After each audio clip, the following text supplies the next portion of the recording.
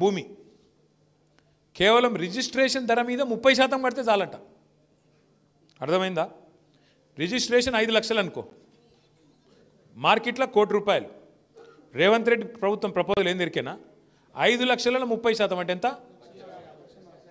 1,25,30,000.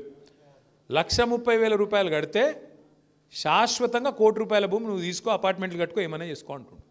ఇది దోపిడీ కాదా? ఇంతకు మించిన దోపిడీ ఇంకేమైనా ఉంటుందా? హైదరాబాద్లో ఇల్లు కడదామంటే జాగలేదు, ప్రభుత్వ ఇల్లు ఇందిరమ్మ ఇల్లు కడదామంటే జాగలేవు. హైదరాబాద్లో పార్కు కడదామంటే జాగలేదు. హైదరాబాద్లో ఒక ఛాయ్ డబ్బా పెడదామంటే జాగలేక గరీబోలు ఫుట్పాత్ మీద పెట్టుకుంటే వాటిని వచ్చి హైడ్రా కొట్టేస్తుంది. హైదరాబాద్లో బొందలగడ్డకు జాగలేదు.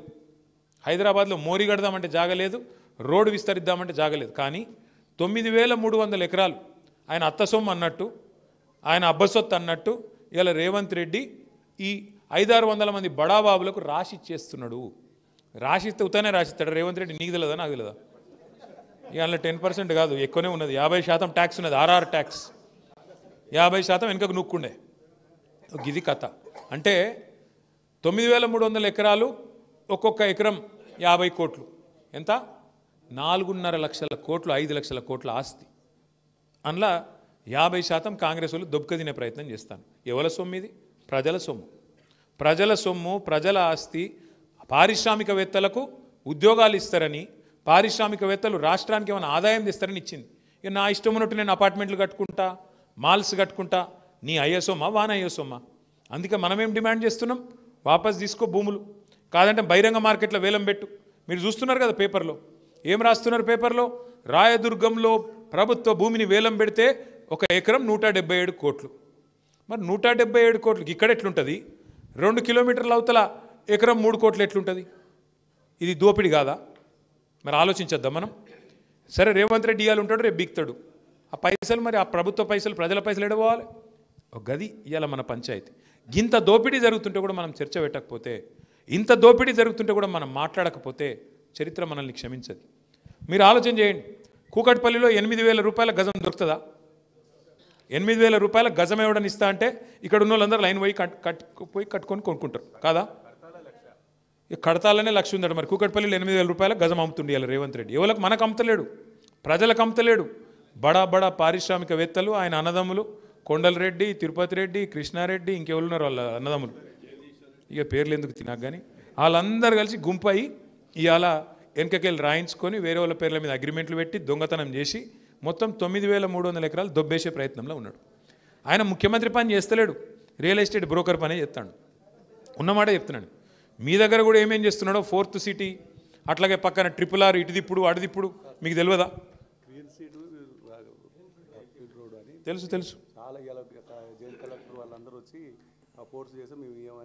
ఇయ్యమంటే కొట్లాడాలి, గట్లెట్లనే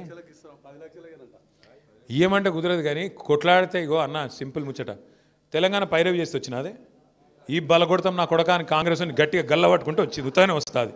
అందుకే అంటున్నా, మీకు కూడా తెగువ ఉంటే, తెగింపు ఉంటే ఆ రైతులను ముంగట పెట్టండి, మీరు పక్కకు పోయి కూర్చోండి, గట్టిగా కొట్లాడండి. ఈ పైరవులతో రేవంత్ రెడ్డి అసంటోళ్ళు ఇనరు కాదు. మనం లొల్లి పెడితే కూడా కాదు, మనం ఫీల్డ్ కోవాలి, లొల్లి పెట్టాలి. మొన్న జయపాల్ యాదవ్ అన్న కూడా ఇట్లే చెప్పిండు ఒక ముచ్చట. చెప్తే ఢిల్లీ దాకా పంపించిన నేను. ఢిల్లీ దాకా పోయి మీరు ఆ మంత్రిని కలవండి అంటే మొత్తం రైతులందరినీ తీసుకొని పోయి కలిసిండు. ఆగిందా ఇప్పుడు? అది ఆగింది. మొత్తానికి జయపాల్ యాదవ్ అన్న ఒకసారి గట్టిగా సపోర్ట్లు కొట్టండి. అట్లుండాలి పని, అంతేగాని వాడు గుంజుకుంటుండు మనం చావలేదు, మనం చచ్చిపోయినాం అందరం. మీద గట్టిగా నాయకులందరూ మీరు పోరాడే జెండా. మళ్ళీ ఇంకొక మాట చెప్తున్నాను నేను, ఎవ్వడు కొట్లాడాడు. 2 ఢిల్లీ పార్టీలు, 2 కూడా దొందే, ఇద్దరు గులాంగాళ్ళే.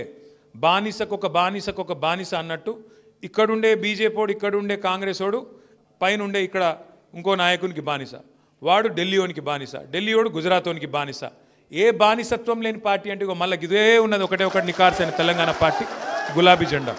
అందుకే నేను అంటున్నా, తెలంగాణ గురించి తెగబడాలన్నా, కలబడాలన్నా, కొట్లాడాలన్నా ఆ సత్తా ఉన్న ఒక్క పార్టీ, మన పార్టీ, కేసీఆర్ గారి పార్టీ తప్ప ఇంకోటి కాదు. కాబట్టి నేను మీ అందరికీ ప్రార్థించేది, మీరు రేపు సర్పంచ్ ఎన్నికల్లో కొట్లాడండి, జెడ్పీటీస్లో కొట్లాడండి, ఎంపీటీస్లో కొట్లాడండి.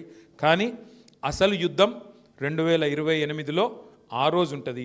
ఆ రోజు మాత్రం మళ్ళా ఈరోజు కొట్లాడుకొని కావాలంటే ఊళ్ళలో నేను వద్దంటలేను, కానీ ఆ రోజు కలిసి ఉండుర్రి.